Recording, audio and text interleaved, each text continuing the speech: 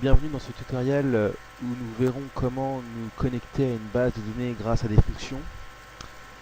Et nous verrons aussi également comment gérer l'affichage et le remplissage d'une base de données grâce à des requêtes SQL. Alors tout d'abord, pour commencer, il nous faut créer une base de données en local grâce à WAMP et phpMyAdmin. Donc ici, moi, j'ai créé une base de données qui s'appelle tuto bdd fonction, donc ici. Dedans, il y a une table users et dans cette table users, il y a déjà quelques entrées. Donc c'est vraiment une table toute simple avec deux colonnes, un ID et un name. Donc mon but pour le moment, c'est d'afficher ce qu'il y a déjà dans la base de données. Donc on va commencer. Alors vous ouvrez votre éditeur de texte préféré et vous créez un fichier qui s'appelle connect.php. Alors, pour se connecter à une base de données de manière fonctionnelle, on utilise la fonction qui s'appelle mysql underscore connect. C'est une fonction PHP qui a besoin de trois arguments, pardon. Le premier argument, il s'agit de l'host. Donc, comme je suis un localhost, l'host est localhost. Localhost. Le deuxième argument est le user, donc l'utilisateur. Donc, si vous êtes sur localhost, c'est root. Et enfin, le dernier argument est le mot de passe. Donc, sur Windows, il n'y a pas de mot de passe, donc vous laissez un blanc, rien. Et si vous êtes sur Mac, le mot de passe c'est root. Donc ensuite, ce qu'on fait par convention, c'est qu'on stocke le résultat de cette fonction dans une variable qu'on appelle link. Alors pourquoi on fait ça? C'est tout simplement parce que c'est plus simple à manipuler que si on devrait réécrire à chaque fois MySQL, connect, local, etc., etc. Donc ensuite, une fois qu'on a fait ça, on crée une condition qui va nous aider à gérer les erreurs. Excusez-moi, qui va nous aider à gérer les erreurs. Donc, on teste si ce que nous renvoie link. Donc, je vous rappelle, link c'est le résultat de MySQL Connect. Donc ici, si link nous renvoie faux, ça veut dire que la base de données, ça veut dire que la connexion à la base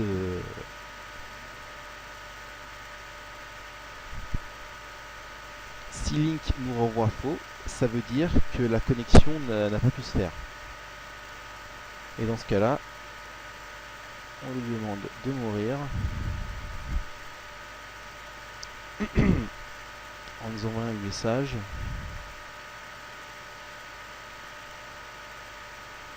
Not connect, not connected.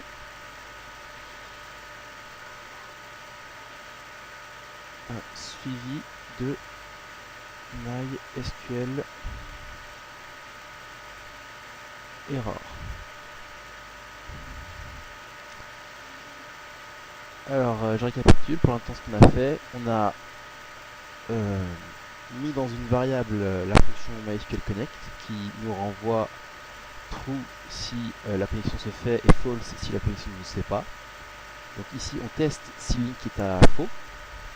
Et si link est à faux, ça veut dire que la connexion n'a pas pu se faire. Et si la connexion n'a pas pu se faire, on aura normalement à l'écran un affichage du style not connected et la fonction MySQL error nous indique l'erreur qui s'est produite. Donc pour l'instant je suis connecté au localhost, mais je ne suis toujours pas connecté à ma base de données elle-même.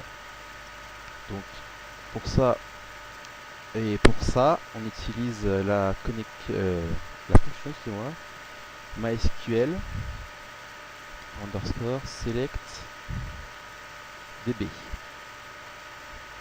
Donc c'est une fonction qui prend en argument le nom de votre base de données. Donc ici, pour moi, c'est tuto underscore bdd fonction.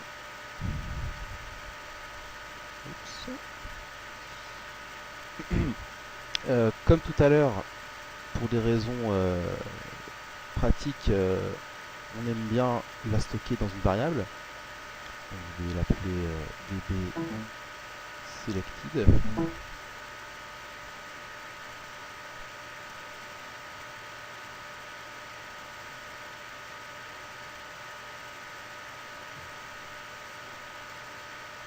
Aussi, la fonction MySQL selectDB prend donc deux arguments.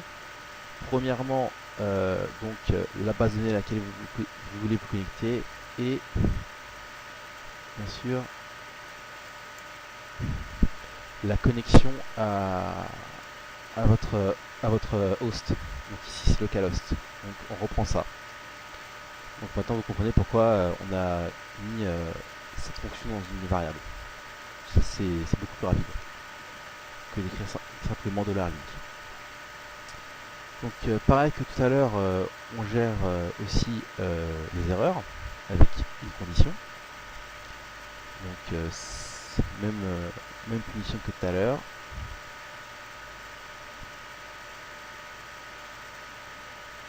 On teste si db selected est faux. Et s'il est faux, eh bien on renvoie une erreur avec die. Donc on va envoyer un message de type base inaccessible.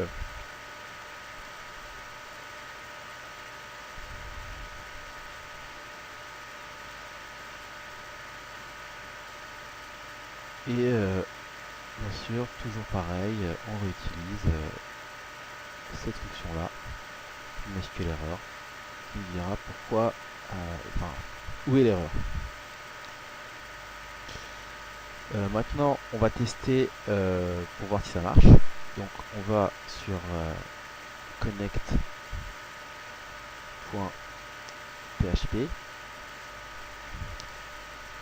On a une page blanche. Qu'on a une page blanche, ça veut dire que c'est bon signe. Ça veut dire que les conditions sont toutes vraies. Enfin, toutes fausses pour être exact. Donc, on n'a aucune erreur. Mais par exemple, si on se serait trompé, par exemple, pour une faute de frappe, du style, on aurait bien un O ici, on a une erreur base inaccessible. Et là, on a l'erreur de SQL. Dans le même genre, on pourrait avoir ici oublié un D. Et on a la base, cette fois, qui est inaccessible. Donc on retrouve bien ça ici. Alors aussi, pourquoi faire tout ça dans un fichier à part, connect.php? C'est tout simplement pour des soucis de mise à jour. C'est plus pratique d'avoir un fichier connect.php où on fait sa connexion à la base de données et quand on a besoin, faire un include. Alors c'est ici que se termine la première partie de ce tutoriel. Dans la prochaine partie, nous verrons comment utiliser les requêtes select et insert into.